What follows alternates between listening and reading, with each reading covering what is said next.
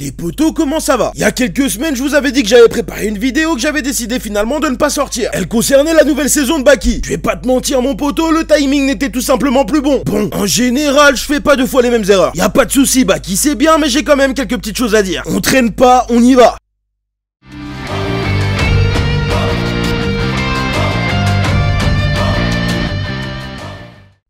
La première chose que j'ai envie de te dire mon poteau, c'est enfin un peu plus de développement pour Baki. Ça tombe bien parce que le manga s'appelle Baki. D'ailleurs le personnage est revenu au centre du débat. Là où dans la première partie, Retsukayo, Katsumi Orochi et évidemment Pickle lui ont pris la vedette, si je peux dire ça comme ça. Évidemment c'était annoncé, c'est la saison pour laquelle ils ont mis encore plus le paquet sur Yujiro Hanma. Parce qu'apparemment c'était possible. Avant que je te raconte mon poteau comment j'ai vécu cette nouvelle partie, c'est toujours bon de te rappeler que tout ce que je vais te dire n'est que mon avis. Évidemment je te parle de ce que j'apprécie ou non dans les animés notamment. J'ai envie de commencer avec quelques points noirs. Donc déjà j'ai envie de te parler de la quête de Retsukayo. Parce que concrètement Baki c'est ça. Initialement à la base, la quête de puissance pour la grande majorité des personnages de Baki. Et aussi bien la quête de défaite dans l'arc des prisonniers, qui est selon moi l'un des meilleurs, si ce n'est le meilleur depuis la reprise des droits de distribution. Notamment parce que toujours selon moi il se démarque. La quête de Yujiro d'avoir un adversaire à sa taille. Celle de Pickle qui est plus ou moins entre les deux que je viens de citer. Celle de Baki au départ qui est d'atteindre le niveau de son père, avec notamment beaucoup d'étapes intermédiaires. Enfin bref, t'as compris. Voilà mon poteau, je dois te le dire, celle de Retsukayo, je la comprends pas trop. Je dois dire que ça me fait mal parce que j'aime beaucoup ce personnage. Et dans cette saison, je dois admettre que je suis déçu à son niveau. Probablement aussi parce que l'animation est nulle. Pour ce qui est des combats de boxe, en tout cas, ils se sont vraiment pas foulés. En tout cas, pour ce qui est de toute la première partie jusqu'à son combat contre Joe. Combat qu'une nouvelle fois, je comprends pas. Comment il a pu être autant en difficulté? Et me dites pas que c'est parce que c'était de la boxe. Il a passé 4 épisodes à nous expliquer que la boxe c'était moins bien que le kung-fu. Grossièrement, hein, évidemment, mais t'as compris l'idée. Puis tout ça pour l'envoyer dormir avec un coup qui aurait pu le tuer, soit dit en passant.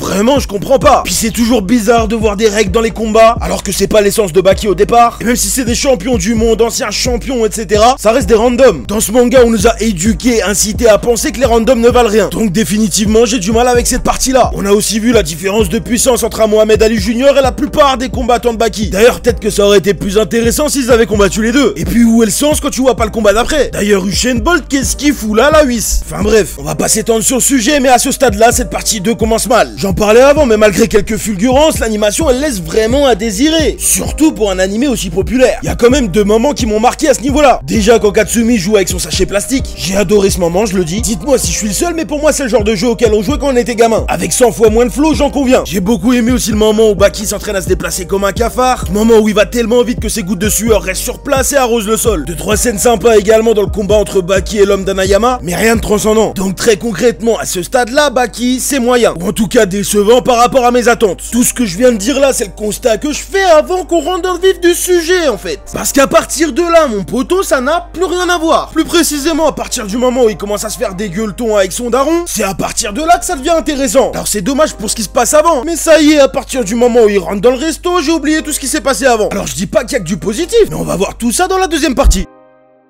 Faut se le dire, les potos, dans cette partie 2, il y a 2 parties. Et autant j'ai été globalement déçu de la première partie, autant la deuxième partie m'a relativement mis d'accord. On va pas se mentir, Yujiro y est pour beaucoup. Bon, déjà, c'est monsieur toujours plus, on connaît les bails. Ça déchire des tables en bois à main nue, ça traverse des gants de boxe, ça plie des couverts, et ça détecte des maladies à l'œil nu, en fait. Excuse-nous. Bon, on parle de Yujiro, mais on pourrait aussi parler de Pickle. Le boog, il a 160 sur 20. Vraiment? Non mais poteau, tiens. Pour que tu comprennes à quel point c'est abusé. C'est connu, l'aigle dans le règne animal, on est au top du top niveau vision. Bon, ben l'aigle il voit 2 fois et demi mieux que l'humain. Ça veut dire qu'à peu de choses près, un aigle il a entre 50 et 60 sur 20. Poteau, 160 sur 20 vraiment? Enfin bref, je le souligne, mais en vrai ça représente bien Baki et on adore ça. Ça fait partie des particularités de ce manga. Tu sais, dans la grande majorité des mangas, les books c'est des surhumains. On a des cousins là, ils sont capables de faire péter des planètes. Mais tu sais, en vrai c'est moins choquant. Tout simplement parce qu'à l'échelle humaine, c'est incomparable. Là où dans Baki, ils vont faire des dingueries qu'on peut comparer à notre échelle. Quand Yujiro il s'envoie une clope en une taf, bon bah tu sais que c'est pas possible. Quand il déchire une table alors que toi tu galères à ouvrir un pot de cornichon, bon bah tu vois ce que je veux dire. Sinon à part ça, il veut quoi Baki frère? Ça fait 20 ans que le book tout ce qu'il veut c'est soulever son daron. Et là on nous explique qu'il veut partager des moments avec lui. Krahari ça veut faire dessiner avec l'assassin de sa daronne, qui soit dit en passant le bolos depuis ses 4 ans. Oh reste concentré non? Je ne comprends pas. C'est pour ce genre de choses que je t'explique souvent que Kengan Ashura c'est au-dessus de Baki. Je trouve que les messages sont parfois vraiment flous. Attends mon poteau, je te l'ai dit, j'ai beaucoup aimé la partie partie 2 de cette partie 2. Je vais y venir, mais quand même, faut qu'on en parle. Comment Baki peut avoir du respect ou de l'admiration pour Yujiro? Que les autres combattants en aient, pourquoi pas? Je le répète, mais ça fait 20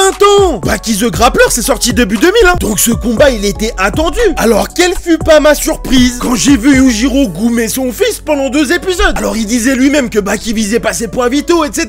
Mais clairement, on était dans cette image du daron qui massait son fils. Aucun respect. Il lui a montré la vie. Et de mon point de vue, c'était vraiment très bizarre. J'avais l'impression que Baki, c'était un random. Bah oui. C'était malaisant. J'avais presque l'impression de voir Vegeta quand il tabasse Trunks. Poto, il lui a mis une fessée, il a traversé la fenêtre. Et après, j'ai compris. Après, ça s'est plus ou moins rééquilibré. Même si du coup, t'as toujours plus ou moins cette sensation que Yujiro est largement au-dessus. Alors qu'en vrai, faut quand même noter que Baki l'a mis KO pendant une demi-seconde et il s'est rattrapé avec son grand nez. Mais quand même. Puis finalement, la tendance s'est inversée. C'est finalement le daron qu'on a vu fier, admiratif, respectueux. Respectueux parce qu'il a fait des vrais trucs, hein. Il a utilisé Baki comme un nunchaku. Il a continué de le tabasser alors qu'il était inconscient. Pour Yujiro, ça c'est le respect ultime, hein. Ah poto, moi ça me dérange pas s'il me respecte pas, hein. En vrai, ce combat il est beaucoup trop intense. Et l'un comme l'autre, ça fait toujours plaisir de les voir en difficulté. En tout cas, le fait est que Baki c'est très divertissant. Mais personnellement, je préfère la forme plutôt que le fond. Quand Yujiro nous explique que c'est fatigant de pas avoir de défi, mais poto, y a pas que la bagarre. Est-ce que quelqu'un peut lui dire qu'il aurait pu se lancer le défi d'être un bon père? Quelqu'un d'autre que moi, hein. Quand on nous explique plus ou moins que Baki est fort parce que c'est un Hanma, bah non, ça fait 20 ans qu'on le voit s'entraîner. Et en plus, ça va à l'encontre du principe de base de l'œuvre. Alors pourquoi on nous explique ça à ce moment-là? Donc comme je te le disais, mon poto, pour moi le message il est relativement flou. Mais Baki c'est très bien quand même, hein. D'ailleurs, mention spéciale à Anayama qui sort des masterclass à chaque saison. Personnellement, je me languis de le revoir à l'action.